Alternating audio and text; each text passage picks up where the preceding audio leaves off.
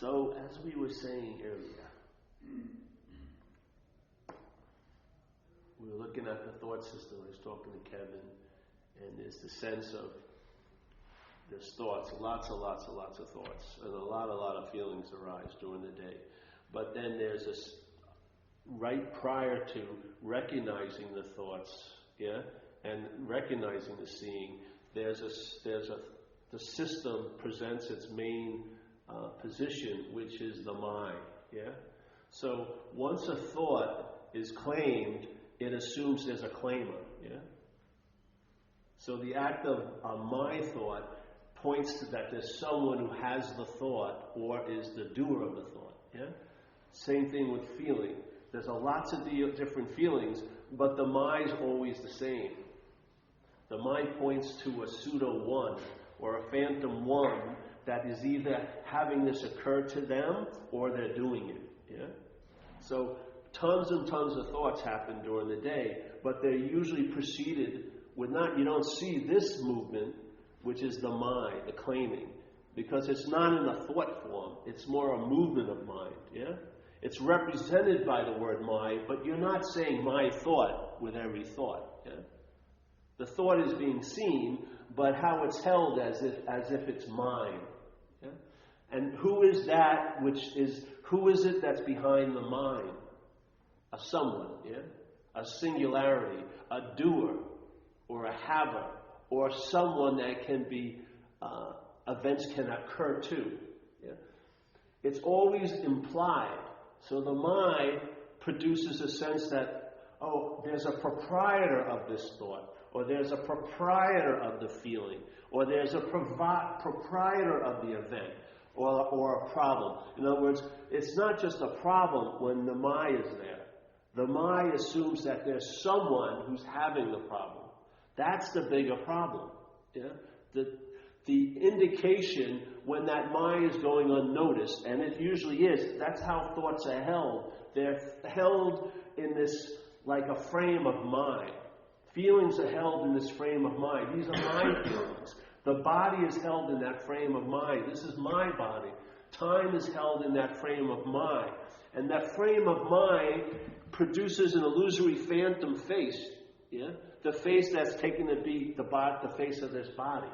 So the body represents is like the flagpole of the mind. And the mind frames your portrait. And that portrait is of a you. But when it's thought about, it's actually a me. And the me is, the mind has sort of taken the attributes of I, or consciousness, and wedded it to the body, the you, and then it calls it me. Because everyone that's looking at Paul right now, if they describe what they were doing in language, would be, I'm seeing you. They could say Paul, but the basic thing is the object, the body is the you. Yet no matter how many people, 800 billion people, let's say, were looking at it, and you ask them, in their experience, I'm a you. But I would override all of that evidence and I'd call it me. And there's only one me. So in this sense of claiming this body to be my body, I make the you into a me. The mind does, the mental process. And then the me is what the mind represents. So every time a thought is held as mine, it's the me. It's not the you, it's the me. It's the combination of the awareness of the thought, and then given that attribute of the awareness, and then injected into the body to be the one who's aware, that's the me. And even the me, we were doing a thing in recovery from this little book called As Bill Sees It. And he was talking about the major instinct of humans, which is self-preservation. And every time someone mentions that instinct of self-preservation, it brings my mind back to a night when I was in my little cellar when I was younger, where I used to do drugs. And I was doing an LSD, and we were going to go to a concert in the city. And I had done maybe a tab and a half of LSD. And I was flipping pretty good. And my head kept trying to say, well, take 7 downs. Yeah? The me kept saying, take about 7 downs, which probably could have killed the body with the condition I was in. But the me doesn't have, its instinct of self-preservation is not of the body, it's to preserve the me. Yeah? It could give a shit about the body. That's the demonstration I had that night when I was like 17 years old. It kept egging me on to do a huge amount of barbiturates on like a hit and a half of LSD, and then go to the city on Long Island Railroad, which would have been a total disaster. And yet it sounded like a great idea. Not actually for the you or the I, but the me. You know? So this feeling of the my, the claiming or the being the proprietor or being the doer of, is the unspoken activity of mind. Yeah? You don't even see the thought anymore. You just have a feeling. Yeah? So every time a thought is claimed and the mind puts it, it presents, it like incites a sense of what? Of being a self. And it's once that sense of being a self is excited, then what the self represents is a lot of conditioning, a lot of beliefs, a lot of old ideas. You have no idea. They weren't harvested just in this lifetime. It's just a giant mental catacomb. And yet, over the bridge of my, through the lens of the me, or the identification as a self, the mind gives meaning to everything. Yeah?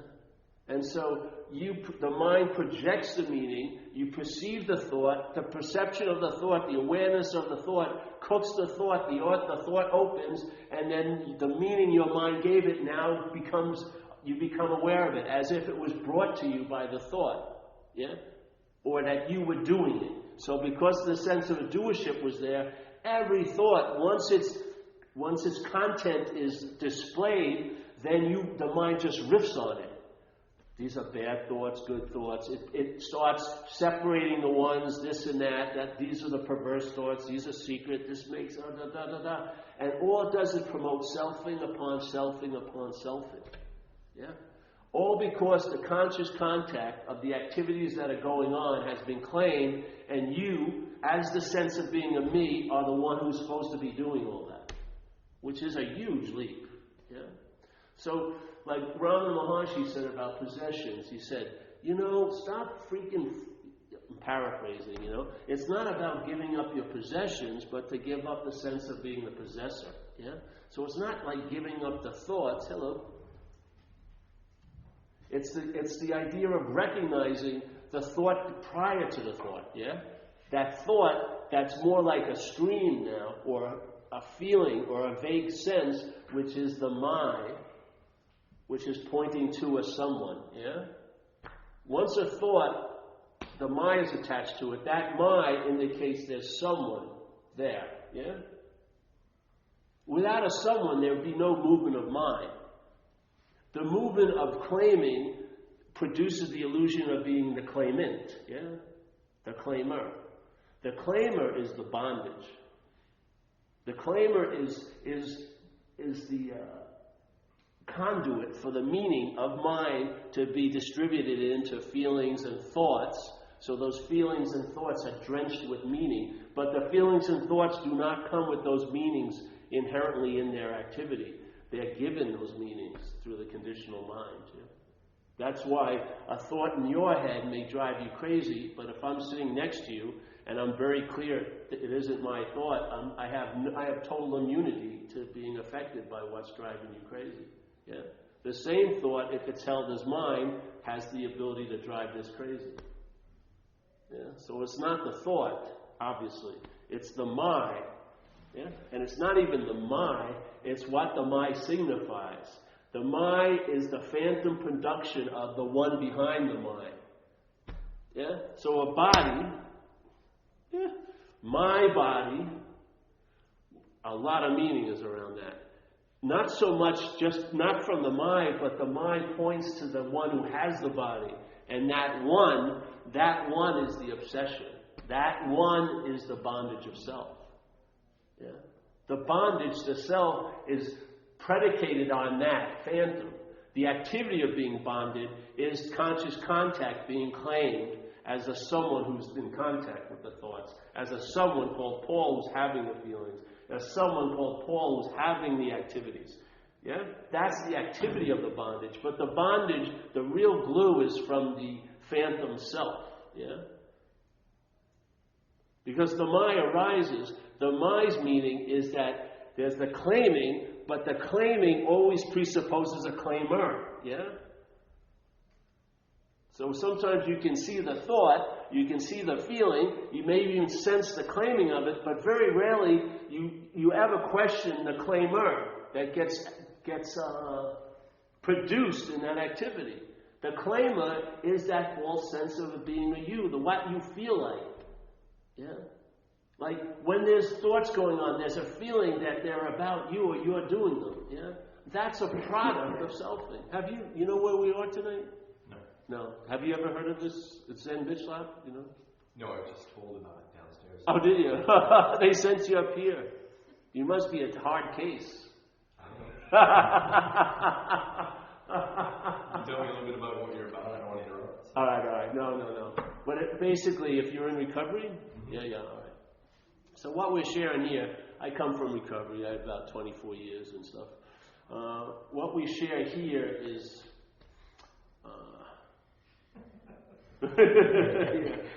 It's hard to say, but let's just say it's a diagnosis of what we think is the primary activity of the problem, yeah? Which is not obsession with self, but identification as a self. Yeah? Obsession with self, I believe, is what a mind does that when in the identification as a self. For that identification to be kept in place, it must obsess over the idea of being me. Yeah? So a lot of people are trying to get out of the obsession with self, but they're trying to get out of the obsession with self, maybe knowing, maybe not knowing that they're taking themselves to be a self, trying to get out of self, which is impossible. Even in AA we say it, self can't get out of self. So if the root of the problem is identification as self, there may be the sense of being a self trying to get out of self, which isn't going to bear that much fruit. Yeah. Hello? How are you? Hey. Yeah? There'll be some relief, things will happen, but there won't be a stabilization of a shift because self can't get out of self. And if there's an identification as self in place, very rarely does the person know that. Yeah, because the feeling of being an individual person is the identification as self. So it's very difficult to diagnose self from self. Yeah? For me, I heard it from the outside, and when that little bit of information was dropped into the thought system, it made a big splash, and I started to entertain it, and it bore out its investigation. I never found anyone back there who was constantly being assumed. You know what I mean? All the while, my mind was indulged in a lot of meaning giving. Yeah. And the mind, if you look at the thought system that's going on in your head now, the thought system holds you as a body. Yeah? That's how it pictures you. Because when the thought system thinks about you, let's say in the past, it presents it as a body. Yeah? Or you wouldn't be able to think about you a year ago. Because the only way you can locate yourself a year ago from here is as a body. Yeah? Memory. Yeah? And the one that we're worrying about is presented as a body. So when I'm worrying about me 3 years from now, the mental process, it's picturing me as a body. Yeah? That's what it's worrying about. That's what it takes to be me. That's like its flag. Yeah? It can constantly fixate over this little flagpole anywhere else at any other time. It can just go crazy, but it can't leave the track of time. It goes from the past to the future, past, future. It only has 2 gears. Yeah? And it uses the scenery of the moment to drive itself crazy. Yeah, if I was only really here, I'd be able to enjoy this. And it's never there's no 3rd or 4th gear. It's just past, future, past, future, past, future. And the vehicle it uses to travel on this track of time is the body. Yeah? For it to think about something in the future, it usually places you there. That's what draws your attention and interest. If you just thought about some place, it wouldn't last that long. But either you're thinking about that place from you, or you're thinking about you in the place. Yeah? It's the you, the sense of being identified as this, that your interest and attention is glued to. And it's your interest and attention that either bonds you or enriches your life. It's that simple. Yeah?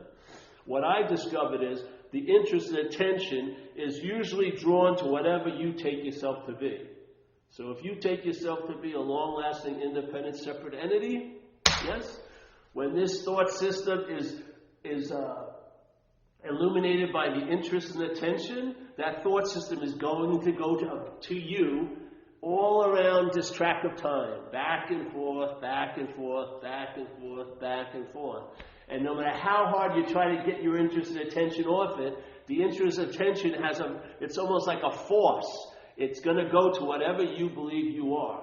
So if you take yourself to be a body and a long-lasting, independent, separate entity, and all the thought system is held as I'm the doer of these thoughts, so they're about me, you're going to be basically fucked. Yeah? Because you won't be able to enjoy the moment. Because your whole mind is structured in time. So if there's something really nice happening now, you'll have a thought that it won't be there tomorrow. Yeah? How can you really let go when there's going to be another day? Everything is considered. Everything is reserved. Everything is a sense of contraction because you don't know what it's going to be like later. So you don't really feel safe to let yourself go. Yeah. But there is a part of mind that the value system is based here, yeah, in what's happening, not in what's not happening. It's based on what's happening. And therefore, you start having an immunity to there and then, because now your interest and attention, this is its central point, to be centered. Not self-centered, but centered. Yeah? And centered is what's ever going on right now. That's the point of centeredness. Self-centeredness can be any other time and any other place. Yeah? Usually it's very rarely is it here. Yeah? Very, very rarely. And so let's just say selfing is this drive, this wanting to be a self, the mental process is doing. Now, can the mind, which has its own nature, ever become a body? I don't believe it can, yeah? So this desire to be a person, an individual entity, will never be fulfilled. Yeah? It can't. So it's always selfing. It's trying to become something or it's trying to unbecome something, yeah? You may think you're a real asshole, you don't want to be that. You may really want to be a loving person, so you're trying to become that, yeah? So selfing is all about becoming and unbecoming, but it never reaches a climax. It never is, yeah? Because you are already something else. Yeah? It never is. So here's this desire to become, which never can be fulfilled. So what happened with me is it produces an irritable restlessness and discontent because it's seeking relief from the unfulfilled original desire. So now, my first solution to alcoholism was drinking, yeah, which produced an addiction. There was never a point that I drank and I reached a lovely state of equanimity. You know, never to have to drink again. I'm totally satisfied. I've actually reached my quota. I never shot enough coke where one day I took the needle on my arm. I said, hallelujah. I love coke, but there's no more need for it. I'm totally satiated. No, every addiction keeps on going, doesn't it? Because what it's attempting to replace or fulfill can never be fulfilled. You are something already. You are not a body. Yeah? If you want to talk about a spirit, you're a spirit or a mind or a no-thingness, which can never transform into a body and lose its own nature. Yeah? That's why the mind hates the conditional mind, doesn't like to be here, because here it can be very obvious that it's not so. So it just gets very obsessed about you there and you then. Yeah. And then you're trying to get into the moment. Maybe you're not. Some people are trying to get into the moment, but the fact is you can't be out of the moment. You are the moment. And then you're trying to get out of self, and the fact is you can't be in a self. That's the radical solution. When you realize you can never, nor were you, nor will you ever be a self, that is fucking, then the need to be liberated is relieved of. Because what wants liberation is self. Yeah? What you are doesn't need liberation one bit. That's its nature. It's never been bound. This whole bondage of self is, the problem is imaginary. That's the solution. Yeah? When you realize I'm not that, there's nothing, you don't turn around and start looking for what you are. That's what you are, is not that. You are that. You are what sees what you're not. Yeah? And there's a freedom in it. A radical freedom. Not of time. One of the things you get freed from is time. The preoccupation of time with the mental system. Haven't you noticed? Even you work really hard to get to a point where you really think you're going to be able to enjoy it, yet you can't even enjoy that moment that you seem to work so hard because the mind's racing ahead. But what will happen tomorrow? Yes? When are they going to find out I'm a fraud? I don't deserve this. It's all this yapping going on. And your interest and attention, even though you may know it's absurd, it keeps following it down that track. You can't help but get on that train.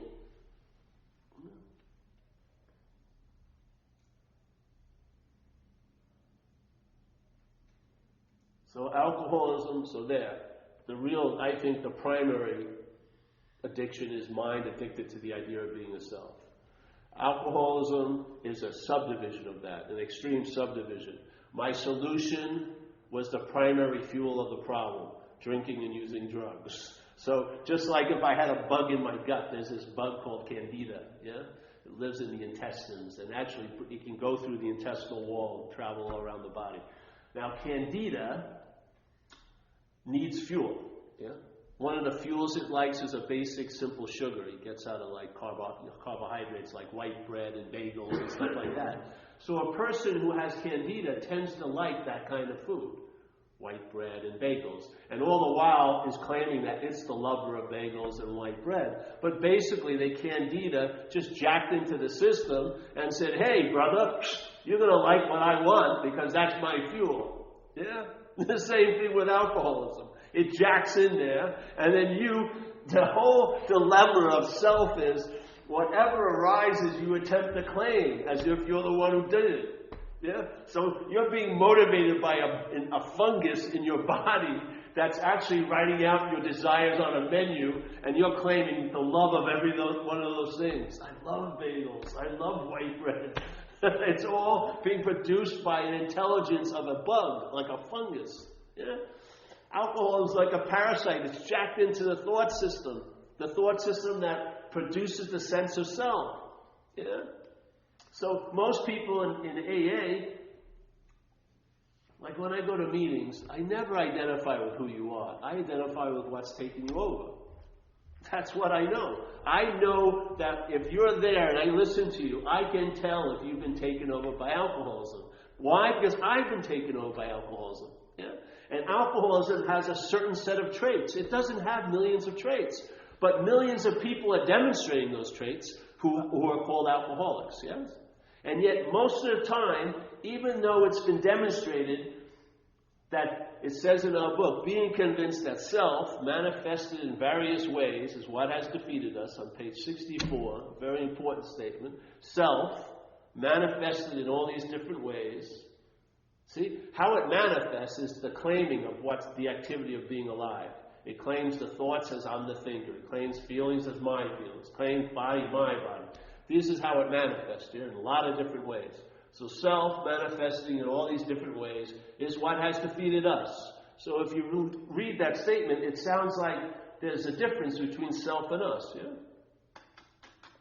Now, if you go into a room and you ask people who have the understanding that self has defeated them, if you ask them what self defeated them, they'd all have the same answer. Myself. Mine. Yeah? So the self doesn't have the ability to defeat you, because someone else's self usually isn't defeating you, unless you're in a relationship with them for about a year maybe. But they're not usually defeating you. It's the mind that defeats you. Yeah? So self is a system. When it's claimed to be you, then that system has the ability to defeat you. So it's an identification with the idea of being self, which opens you up to the defeat of self. Yes? So it's all right. Self, manifested in various ways, is what has defeated us. We will now look at its, meaning self's, common manifestations, the bigger ones. And then the next paragraph is resentment. Yeah? So the whole inventory process is looking at the manifestations of self in our lives. Yeah? Yet, when people share, they call the manifestations of self in their lives theirs. My feeling, my fears, my resentments, my harming other people, yeah? The claiming of the expressions of the disease is a form of being bonded to the disease. How could you not be bonded to the disease when its movement is identification and you're identifying as the doer of all its expressions? I mean, how are you going to parcel out which is which? How are you going to parcel out where self ends and you start? If you're identified with its expressions, you don't even know they're not yours, where are you going to go from there? It's important to have the right diagnosis. If we're in a program of recovery and everyone a lot of times is harping, they're actually speaking from the active production of the problem by claiming its expressions instead of saying, yeah, resentments occur, fears occur, these things, but the hell to have them tattooed as mine, you're already bonded to them. Yeah? My is an, watch, just see what happens. A thought has a meaning, my thought, huge meaning. Yeah? Feelings, all right, have meanings. My feelings, huge, yeah? Sex, my sex, huge meaning difference. Money, my money, unbelievably different meaning, yeah? The my is the act of identification. It indicates that there's someone who has that thing. So when my is there, so a thought implies there's someone who has the thought. That's the disease. That's someone that's implied all day, I don't believe is you. Yeah. That someone is pictured as a body, as an individual entity with severe limitations. Very, very few possibilities. Stuck in this linear story of time and always going to be at an end. We're all dying as a body. What a bad deal.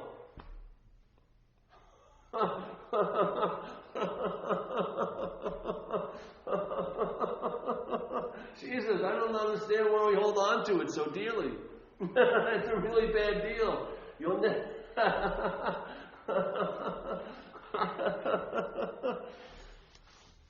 So what happened with me, when I entertained it, I finally got fucking radical relief from the activity of the disease of alcoholism.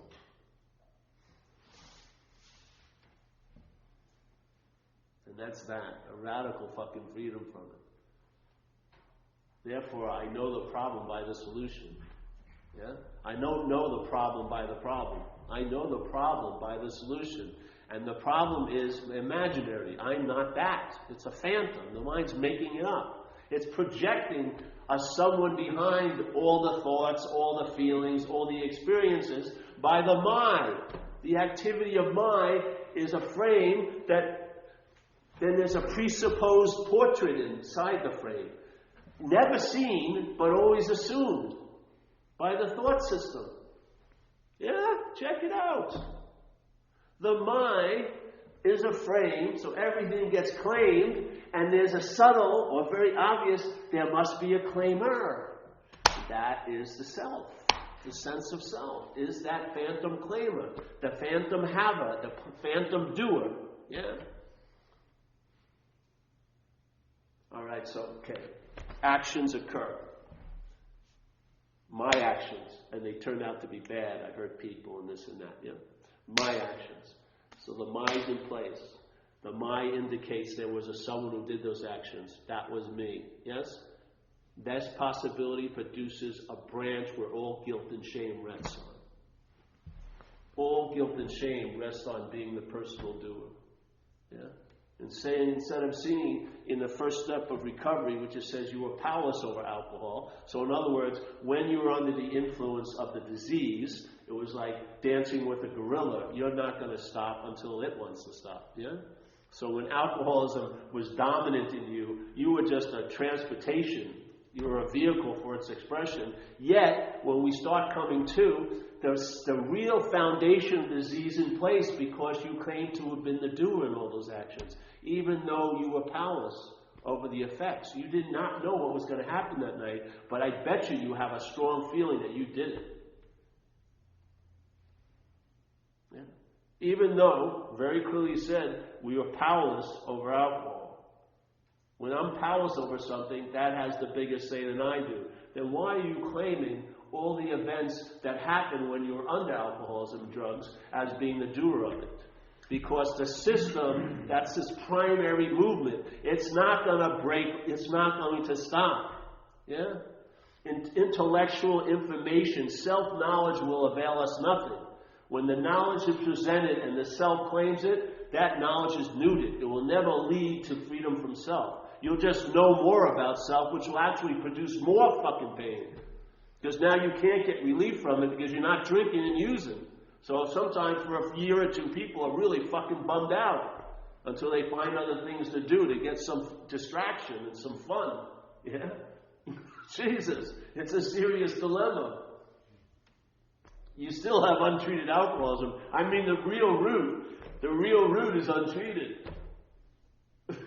If, you'll start seeking in pornography, you'll seek in this, you'll seek in that. The seeking is driven by an imperative to get relief. From what? From self. No, but we're busily trying to get relief for self. We're stopping for it every fucking day. We're bringing as much relief as we can get. Look at this new thing I bought. We bring it to it, and it goes, oh, I really like this. Out again. Go, seek thee. It's like a form of slavery. Yeah? So we're busily trying to get relief for self, and then instead of from it. When it's relief from self, it can be fucking radical. When you see that you're not that, then the biggest lock is broken. Because if you're identified as that, no matter how hostile it is, you'll never be able to entertain being free of it. Because you're taking yourself to be it. Yeah? So a lot of people will stay sober, but they'll kill themselves. They want to get some fucking relief. But they can't see that they could actually walk away from it because they take it to be themselves. Yeah? But if you're not that, this is what happened with me. When it really hit me that I was not that, what immediately my mind did was, hey, I can be free of it. Yeah? It finally entertained the possibility of radical freedom. Not for it, but from it. And that started 13 years ago. All I needed was the possibility. You can't go to that possibility as a self. You'll never get there. You'll have to work at therapizing it, maybe socializing it, maybe, negotiating with it, trying to get it satisfied. Somehow you're constantly bringing offerings to it, and maybe hopefully you'll say yes for a little while for some, but usually no. But to be free from it, you have to see it as not you, really. That's my take on it. And so when I was introduced to this idea, hey, Paul, because I was looking for another meditation technique. I was a big seeker out there. I was seeking my true self, whatever. And I was looking for another meditation technique, and the person just slipped this little statement. He says, why not ask who's the meditator? Just check it out. Maybe just go back over that bridge of mind and see the picture, the portrait in the frame of the mind. You may not see anyone there. It's just a phantom, like the Wizard of Oz behind the big curtain. Yeah? You may not see. And when you see that there's no one there, the possibility of really being free from that is realized. It may take time here to express. There may be some moving in and out a little bit, but I think the immunity will build over time. You'll have an immunity to the mind. So thoughts will be seen as thoughts, feelings will be feelings. Instead of life happening to you, you'll see life is happening, and you'll have a whole new vision. And I find that vision facilitates traveling lighter here for a long period of time. Yeah, I mean, this has been road tested. I've been living for a long time now. I've gone over a lot of different terrain, and shit happens, but I traveled lighter over it all. That's a pretty good endorsement.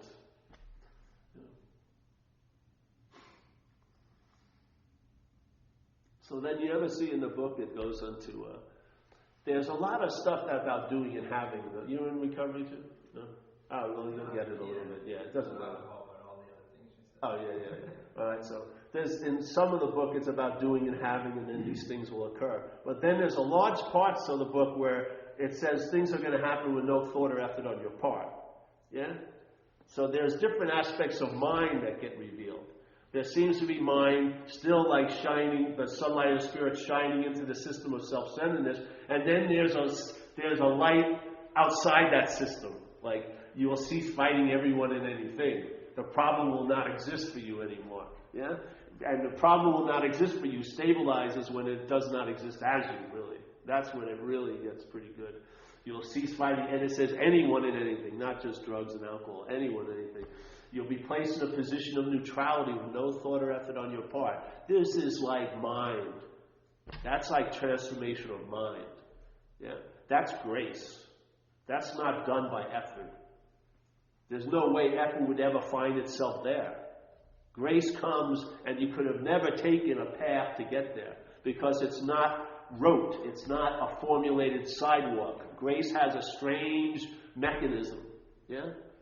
I've been reminded of it because I've been asked to share a lot in recovery lately, and there was this statement at a meeting we were at where they were talking about the bottom. The person was in the bottom, the depths of their incomprehensible demoralization, and then they asked for help, and then something happened. Yeah. Now that wasn't my experience. When the day I stopped drinking was a regular day at the office.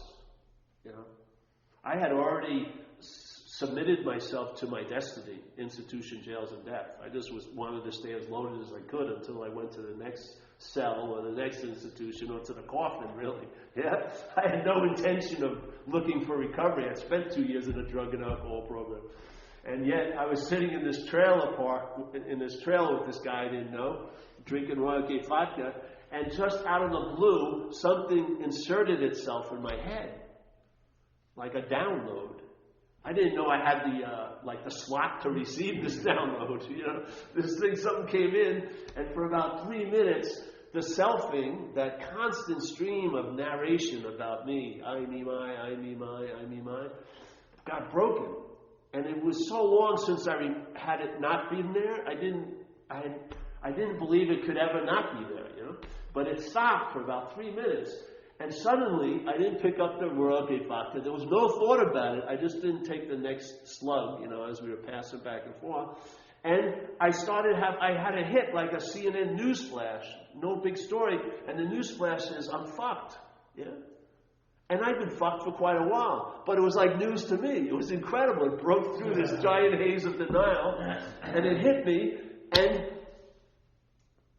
it just came over me, and I walked out and went to a phone booth, and I called the program I had been in 10 months before for 2 years, and I asked if I could come back, and they said no, and then that set off trains of circumstances, and I got to my first meeting, I think, that night, this lady had to pick me up driving back here, and under the thing that I'd be able to stay at her house if I went to the meeting. That's the only reason why I was motivated. I wanted a place to stay. Took me my first recovery meeting, and I've been clean and sober ever since. Just blew my mind. So I had tons of bottoms, but the bottoms never initiated it. This was grace, man. Something just broke through the little story of Paul and wrote a whole new story. The thing just came to a halt, yeah, and then I went a different direction. Now that causes me to be very curious of that space that came from. Yeah, shit. If I could, instead of just being the beneficiary of it, would have absolutely no idea, I'd like to see who sent that, yeah? It would probably be really incredible to get a sense of where that came from. To me, that's the spiritual awakening. Yeah? is when you wake up to your spiritual condition, not as an attribute of your physical identification, but as your true nature. That you are of spirit. I am not of body. I don't stop here and then you start there. What's all of this? Yeah. I would say we're more of this, the no-thingness, than we are of what's appearing. Yeah? And so it says in the book, your daily reprieve will be contingent on the maintenance of your spiritual condition. And I'll tell you, the highest form of maintenance I found is to be a spiritual condition. Yeah? To be one. Yeah?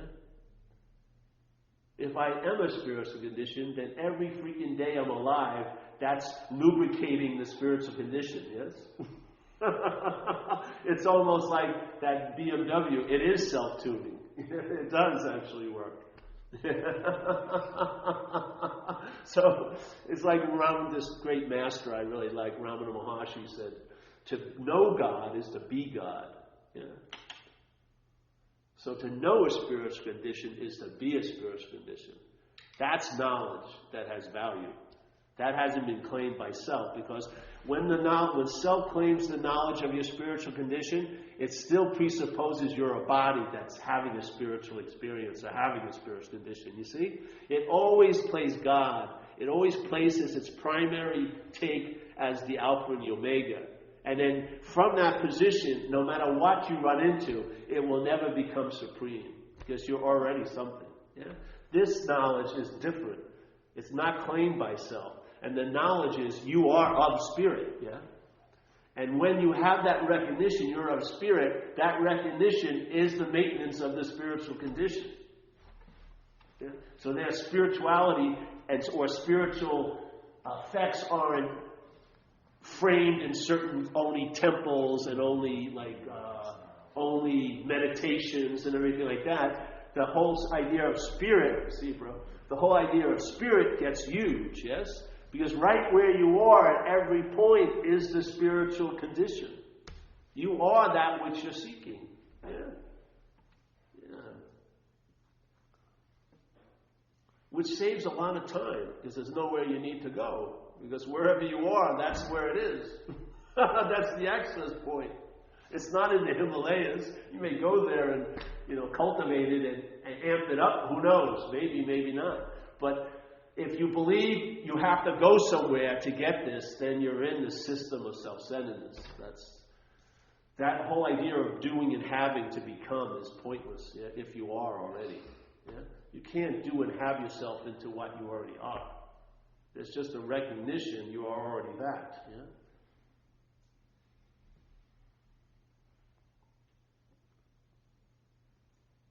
So AA is a great lifestyle.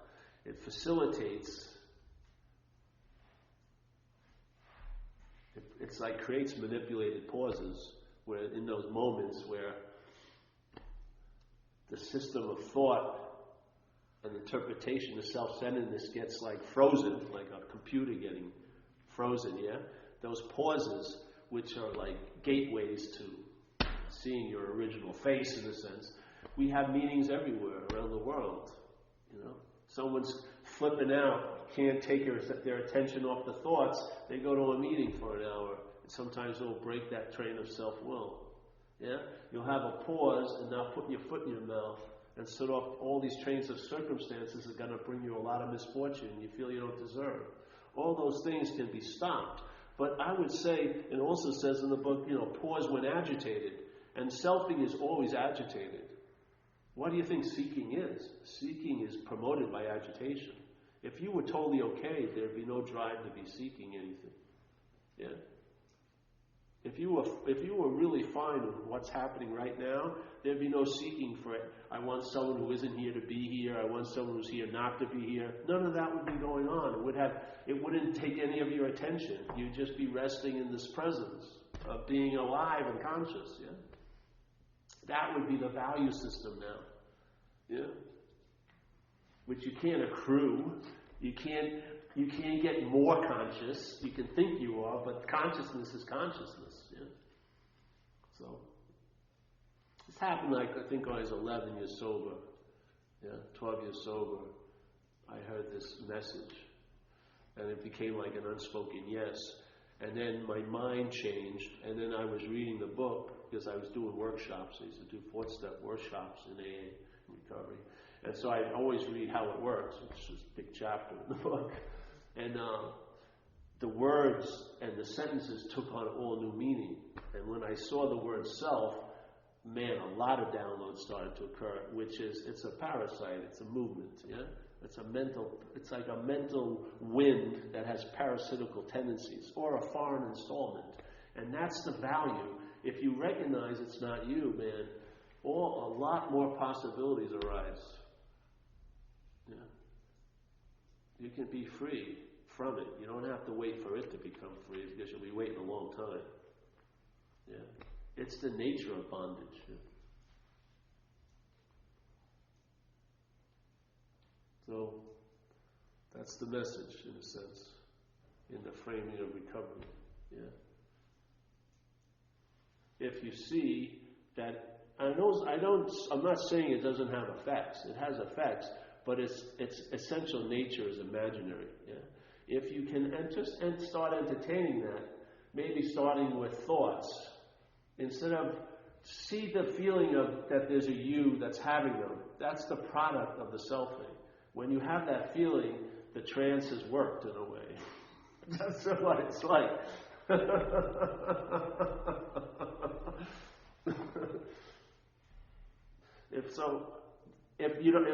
If it seems like too much of relief, we have a perfect stepping stone of recovery, because you go to meetings, and after a few months, you're open to a lot of influence of other people who suffer from the same disease.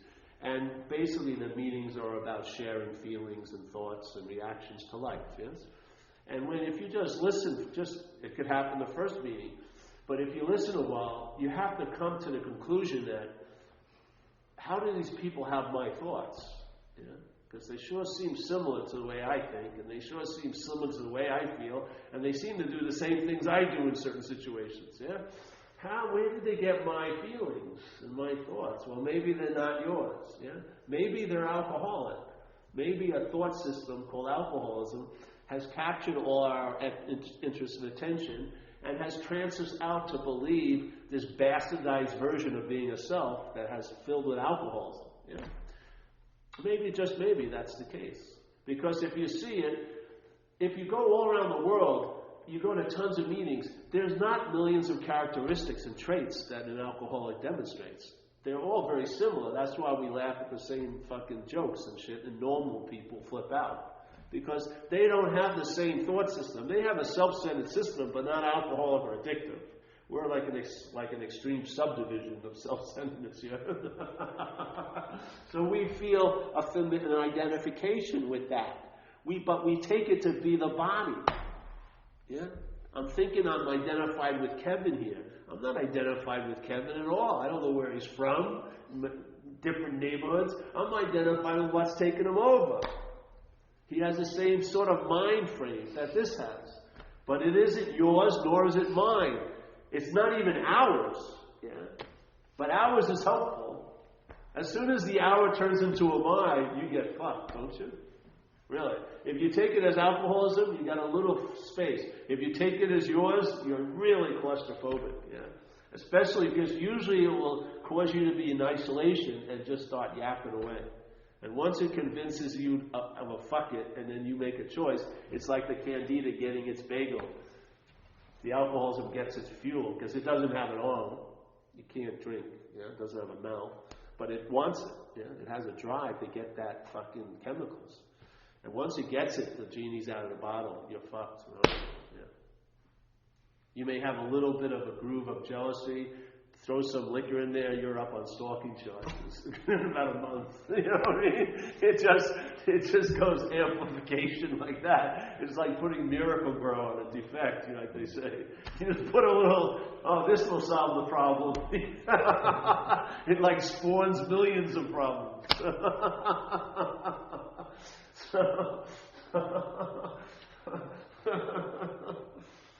So there is a solution. It's available. They said in the book that they knew but a little, that other people are going to add on to it. I'm not saying I'm that person who's added on to it, But we got to open to that possibility that this program can be added onto. It's not changing the principle, it's just changing the diagnosis of the problem. It's not obsession with self, it's identification with self. If it was obsession with self, a lot of people would be happy, joyous, and free because they worked on it quite a lot. Yeah? But that happiness, joyousness, and freedom doesn't seem to stabilize. So instead of blaming us as a bad practitioner, maybe we just made a mistake. The diagnosis could be more clarified, yeah?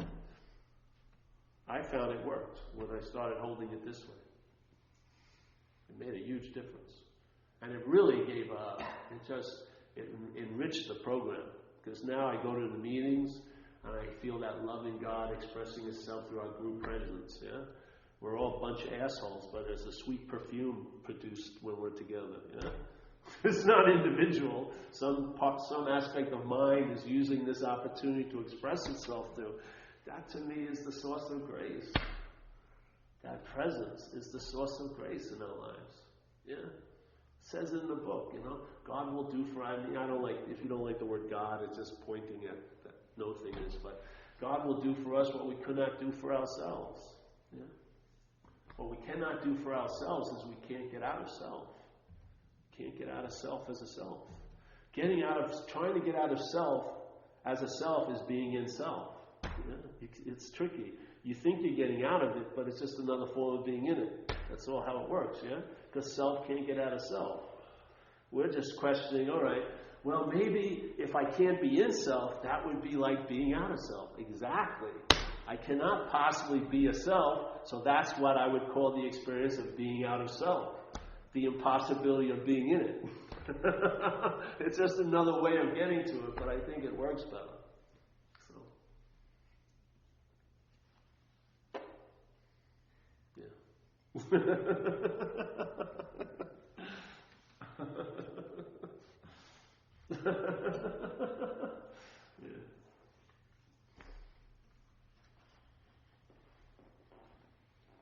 The downloads will definitely confer some information to you, for sure.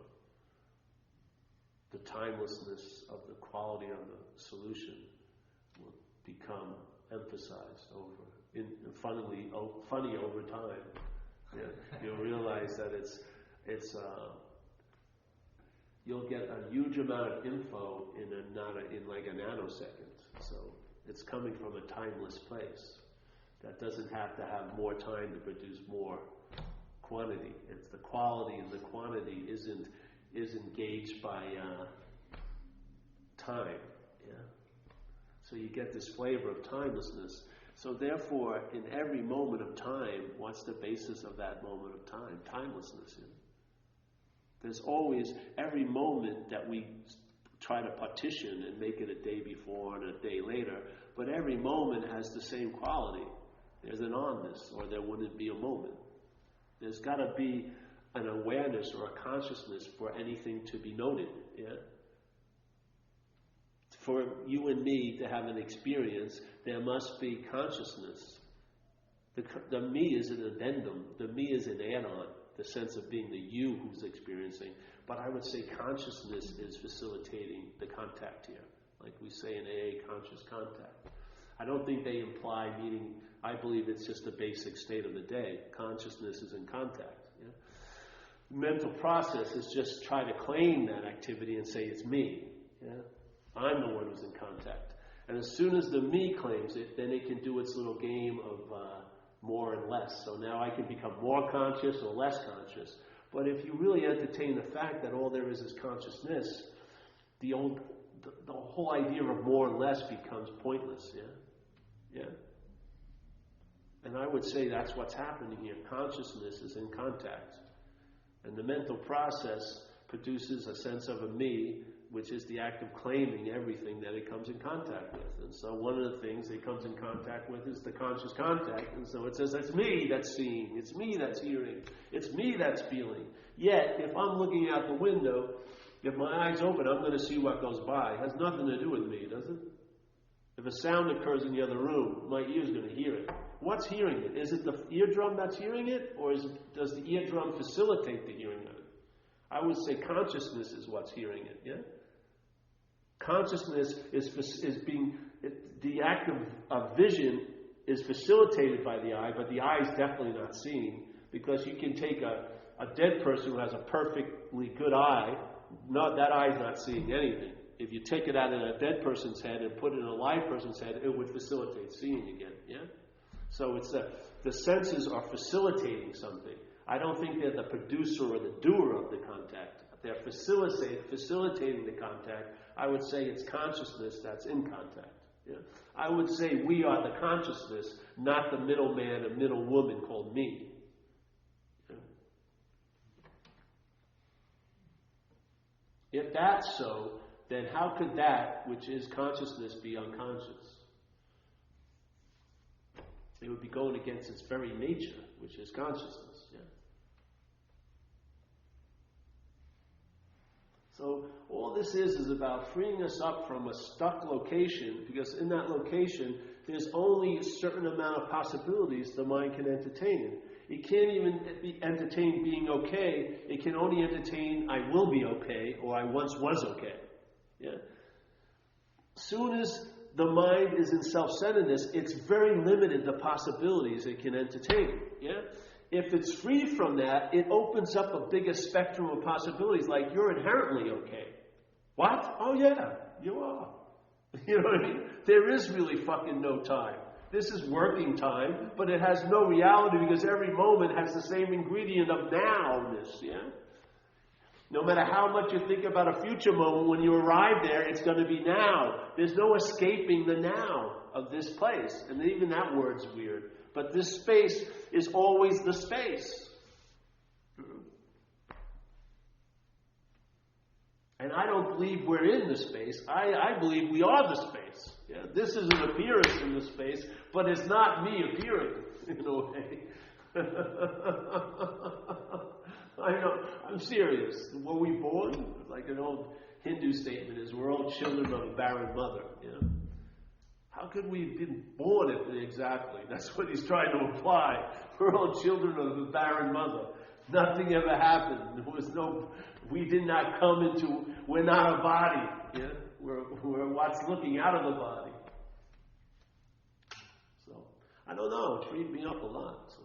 That's why I keep coming here every week and sharing it.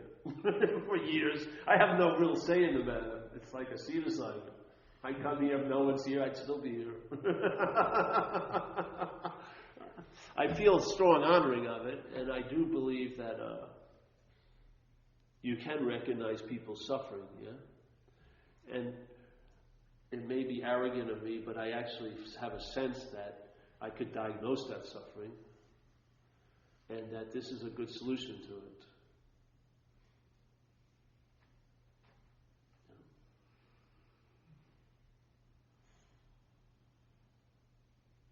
It's not a special solution or a very occultish solution. I think it's really a dog shit awareness solution. It's just so obvious we can't see it. You know, it's like a fish probably never knows about water, even though it's been in it all its life. It just sees things in the water, but it probably doesn't have a sense of water. It only has a sense of water when it's taken out of it, and then it's flipping out. But while it's in the water, I bet you there's no sense of water. But when it's out of water, yeah? This is nice. This is like being a fish, but knowing you're in water while you're in the water.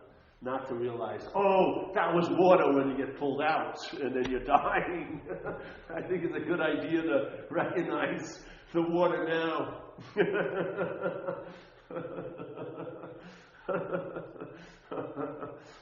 You're not going to the water of heaven, I'm telling you. The body ain't going anywhere.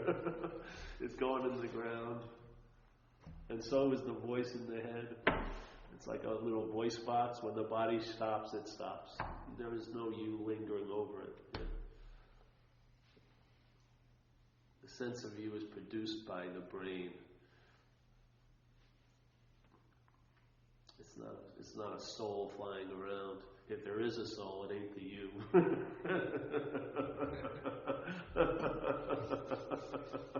So, any questions?